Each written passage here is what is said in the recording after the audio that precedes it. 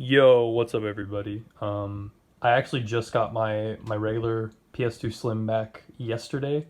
I sent it out about a week ago to get a mod chip installed. I found this person on Etsy and they told me that they could install a mod chip on my PS2 so I can play all my PS2 games on one console. That's like the dream because, you know, right now I currently own an NTSC, a PAL, and a J console.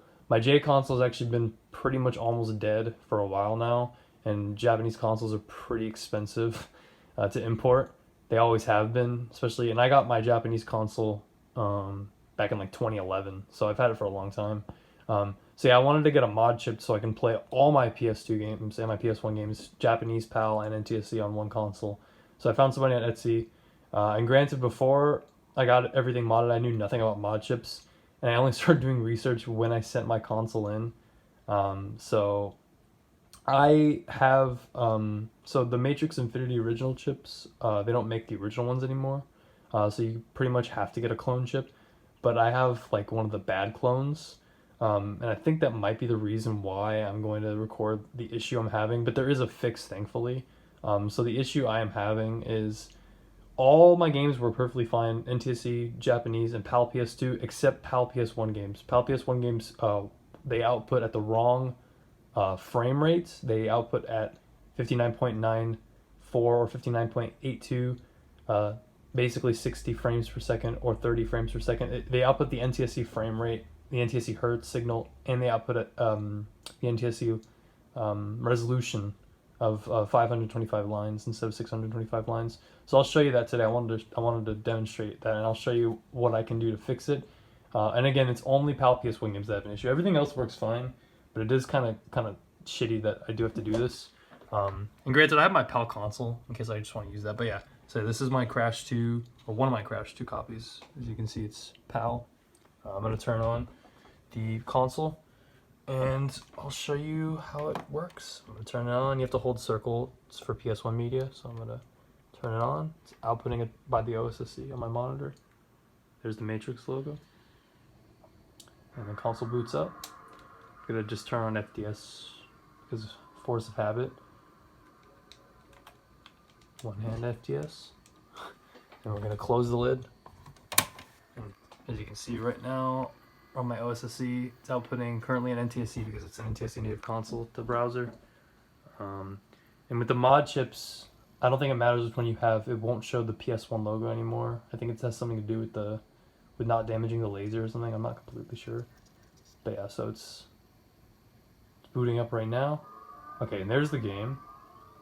As you can see, it's actually running faster by the music. And it's not the right resolution because a lot of the stuff's cut off. But yeah, this is what it does without running any external programs. It's running at NTSC, frame rate, hertz output, and resolution, which that's why a lot of it's cut off. So as you can see, I move around. This is fast. This is not, you're not supposed to go this fast. I would do speedrun stuff, but I can't do it with one hand. But yeah, so the PAL PS1 games, only PAL PS1 games have this problem. They won't run at the right output or speed. But there is a fix, so I'm going to turn off the console. And I'm going to insert my free McBoot memory card. Now, I was told by the person that modded my console, if I used a free McBoot memory card, it had the potential to brick my console. But I talked to several other people, including two friends in the Crash community who actually have the similar problem, only they're on a PAL console and they have to do it for NTSC imports. You can actually run this program through free McBoot, and it'll actually fix the PAL resolution issues and the resolution. So yeah, I'm going to turn on my console with free McBoot on this time. It's going to work with the mod chip. So you'll see the Matrix logo for a second. Actually, I don't know if you will because of the OSSC. Oh, you'll just see free McBoot. So here's free McBoot. And the mod chip is enabled, by the way. I didn't deactivate it. I'm going to go to Ulaunchelf. And we're going to go to a program on my flash drive. Shoutouts to the pink flash drive, by the way. We're going to go to a program called PS1VModeNeg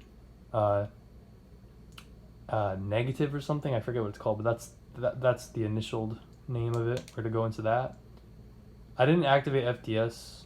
Actually, let me reset. I'm going to activate FDS. I'm going to activate FDS really quickly. Just because it just makes the load better.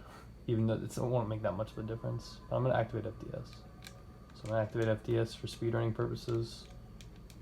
We're going to go to Ulaunchelf.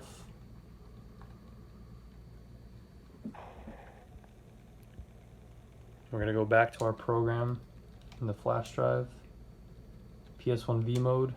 And this program actually, so what it'll do is, PS1 Video Mode Negater.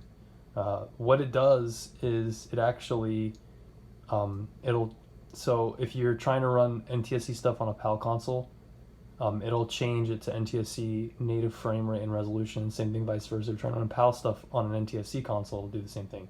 PS1 games only. PS2 games don't have these issues. So no disc is inserted, so we're going to close our lid. It's the same game, Crash 2 PAL on my NTSC console. It's going to read the disc. Reading the disc. It boots up. And what you see actually on one hand, on the OSSC, we already see the correct output of 49.76 hertz, the right output for resolution, and look at that. What do you know? There is the correct resolution and the correct speed of the game. It's not running too fast.